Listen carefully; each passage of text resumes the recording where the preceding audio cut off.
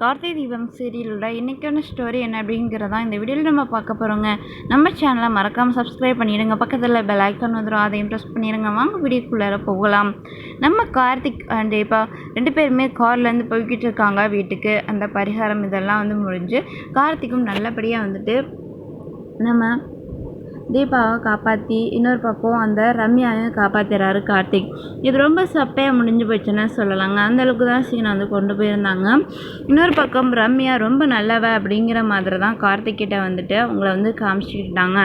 அப்படி தான் கார்த்திக்கும் நம்பிட்டாரு. ரம்யா சொன்ன ஸ்டோரியும் அப்படி தாங்க இருந்துச்சு.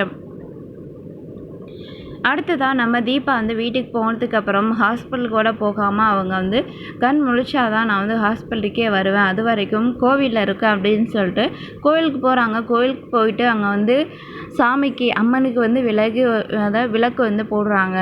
இன்னொரு பக்கம் தீபா பாட்டு பாடி சாமியை ரொம்ப ஒரு எமோஷ்னலாக, அதாவது எதுவுமே பண்ண முடியாமல் இருக்கிற ஒரு கட்டத்தில் நமக்கு நம்ம வேண்ட ஒரு விஷயம் அந்த சாமி தான். ஸோ சாமிக்கிட்ட போய் வேண்டுறாங்க.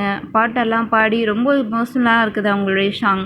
ஸோ கேட்குறதுக்கே நமக்கே கொஞ்சம் ரொம்பவே எமோஷ்னலாக இருந்துச்சு. அடுத்து ஹாஸ்பிட்டலில் காட்டுறாங்க. ஹாஸ்பிட்டலில் அவங்க பக்கத்துலேயே ஒரு நர்ஸ் நின்றுக்கிட்டே இருக்காங்க. அப்போது நம்ம தீபா ஒரு பக்கம் பாட்டு பாடுறாங்க, நாச்சியார் ஒரு பக்கம் காட்டிகிட்டு இருக்காங்க. தீபா பாட்டு பாடுறத கார்த்திக் அந்த பக்கம் நின்று பார்த்துக்கிட்டு இருக்காரு. தீபா இவ்வளோ கஷ்டப்படுறாங்க, இந்த மாதிரி ஒரு மருமக கிடைக்கிறதுக்கு கண்டிப்பாக நம்ம அம்மா கொடுத்து வச்சுருக்கணும், இந்த மாதிரி ஒரு ஒய்ஃப் கிடைக்கிறதுக்கு நான் ரொம்ப கொடுத்து வச்சுருக்கணும், புண்ணியம் பண்ணியிருக்கணும் அப்படின்னு சொல்லி கார்த்திக் அந்த அளவுக்கு ரொம்ப சந்தோஷமாகவும் இருக்குது. இன்னொரு பக்கம் இவ்வளோ கஷ்டப்படுறாங்களே அப்படின்னு சொல்லி அவரும் ரொம்ப ஃபீல் பண்ணுறாரு.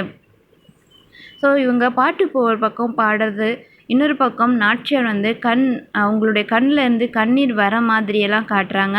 அப்புறம் அவங்களுடைய கையெல்லாம் அசைகிற மாதிரி காட்டுறாங்க.